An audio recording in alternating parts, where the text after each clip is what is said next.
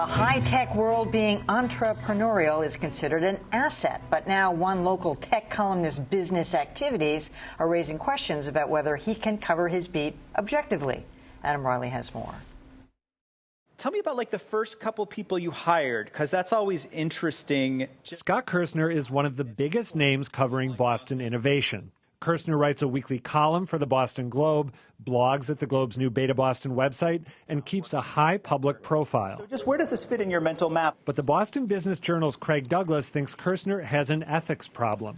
Douglas notes that Kirsner co-owns a company, Future Forward Events, that runs networking events for the tech sector. And from the speakers who appear for free to the attendees who pay thousands, all the participants have a stake in Kirsner's coverage. Right there, I think there's an immediate potential for conflict of interest. Not to say that it's that Scott's nefarious or that he's sort of using one to drive the other, but the potential is there. While Kirsner's Globe bio refers to his conference work, his Globe column does not. Douglas says that's an issue. I think it's incumbent on any news organization, if their credibility as a news organization is something that's important to them, that they need to be open about that, transparent. But Globe editor Brian McGrory disagrees, telling the BBJ, "We don't see a need for more disclosure. Our readers understand Kirsner is a freelancer and has other business relationships." For his part, Kirsner tells Beat the Press that many business media outlets host conferences, including the BBJ. And Kirsner insists his work with Future Forward never impacts his journalism. Emily, I had a long email exchange with Scott Kirsner. He was very forthcoming, very responsive, and he changed my mind over the course of that. When I initially read the Douglas piece, I thought, oh, this is terrible. How can he keep doing his job given these relationships?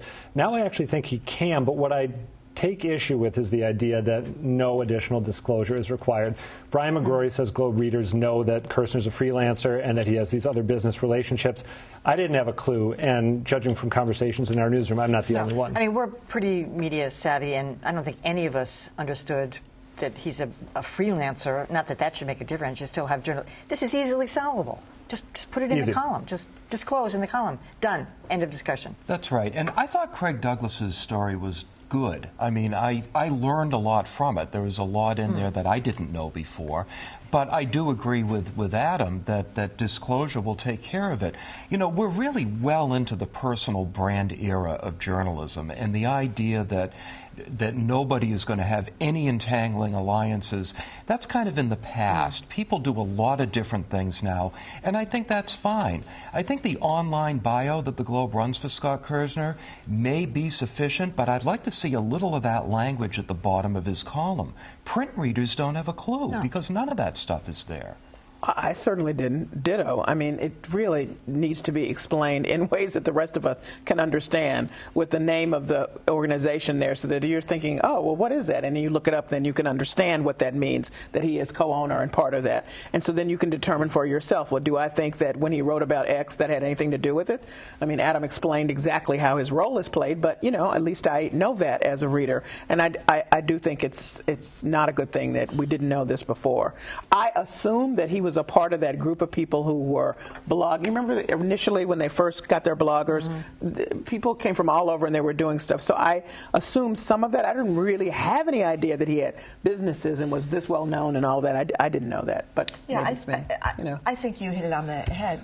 You just add these disclosures to the bottom of the column and the end of story. I mean, and then you know if his business is listed there and his other ventures are listed there, or whatever venture is relevant to that column. I mean, this is where Brian McGrory gets unnecessarily defensive and kind of like he can't see, you know, the frailties, the tiny weaknesses in his, you know, fortress over there. It's just, you know, and it's sort of his pattern of denial. I mean, it's I think he charming in a way, but he doesn't like to have it suggested that the Globe is going to do something untoward journalistically, because people over there take a lot of pride in what they do, justifiably so. But in terms of the idea that if this is common knowledge, that therefore it renders a disclosure unnecessary, A, I don't think it is common knowledge, and B, the Globe routinely discloses that it is owned by by John Henry, who also owns the Red Sox. I'm guessing that more people in the Boston area know about that relationship than know about Scott Kirsner's sidelines, but they disclose it anyway. Yeah, and I mean, I knew generally that Scott Kirsner was part of the entrepreneurial community that he covers,